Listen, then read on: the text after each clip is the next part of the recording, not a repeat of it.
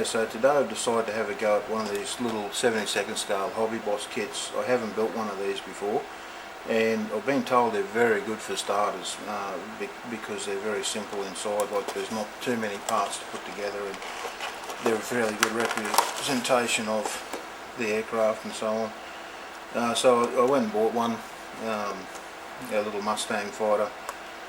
So I'll just go through the package and show you what's in here, and we'll build it up. It shouldn't take too long. It's very basic. So, but I just wanted to try one out and just see how good they are.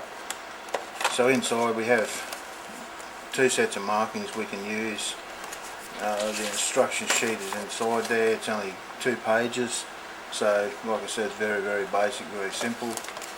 And the parts, they're all nice and clean. Like, I don't see any flashing off the parts or anything like that. They look nice. The canopies look fairly good. We got the option between the frame canopy and the bubble canopy there. And one of the things about these little kits that makes them great for starters is, I'm sure you all know what it's like trying to put wings together and get them to fit correctly onto the fuselage. Well, these ones here, it's just a one set wing, and you just clip it on there like that, and that's it.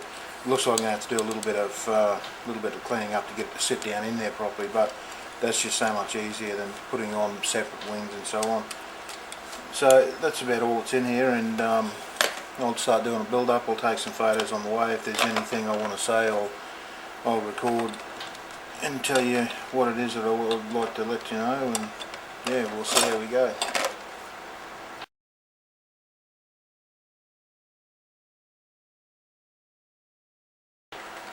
Okay, so the first little problem I found is when you stick the wings up underneath, you've got a bit of a gap between the fuselage and the wing joint there. All I'm going to do is put a bit of Mr. Surfacer down there and see if I can neaten them up a little bit. There is a seam that runs down there, I think, but I'll check on that. But I'm pretty sure the seam runs down there anyway. But that's just too wide, that seam, so we're going to have to narrow it. I'll just put some Mr. Surfacer in there, sand it back, and if I have to, I'll repeat that a few times. Also, there is a seam down the middle of the fuselage here. Normally when you have to put a fuselage together in a normal kit, you have to clean that seam up anyway. But this one should be easy because you don't have to fill it. You just should be able to sand that little bit of a stripe off there. But yeah, that's just the first little problem.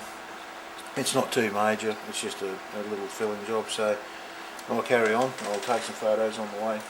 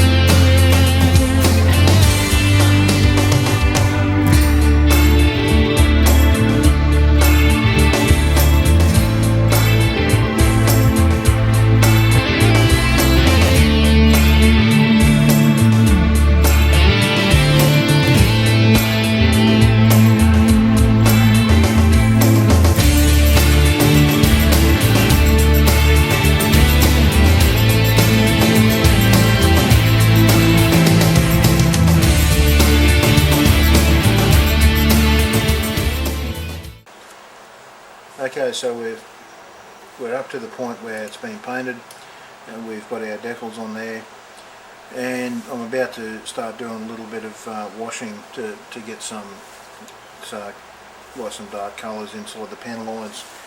I'm just going to use water-based, like some acrylics with a little bit of soapy water, because I've got an all-clad finish on there and I haven't put any sort of seal over it, so I'm not going to do any enamel washes, otherwise it'll damage the all-clad.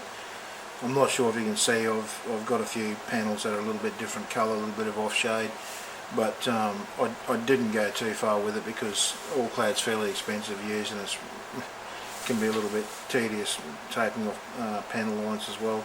And it's only a $12 model, and I just wanted to build one to see what they go together like. The only problem I found with it so far is the canopy just doesn't fit. It's just too bulky and too big for where it's recessed for, and it sticks out on the sides and can't really file it back because the raised parts on there are so fine. If you do any sort of filing, they'll disappear and you'll have nothing to tape down. So that's the only problem I've found with it so far. Everything else seems to be okay.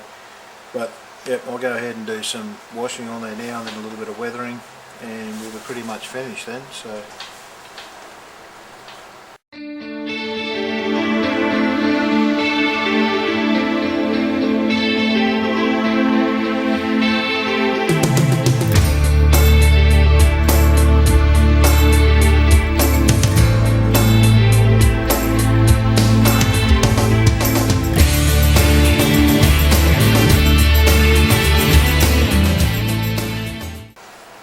okay, well, it's finished now, and I've done a little bit of weathering on there. I've just put a bit of smoke on the gun ports and off the exhaust, a bit of a fuel stain down the side, but I'm not going to go overboard with the weathering because I was never going to use this for a big project.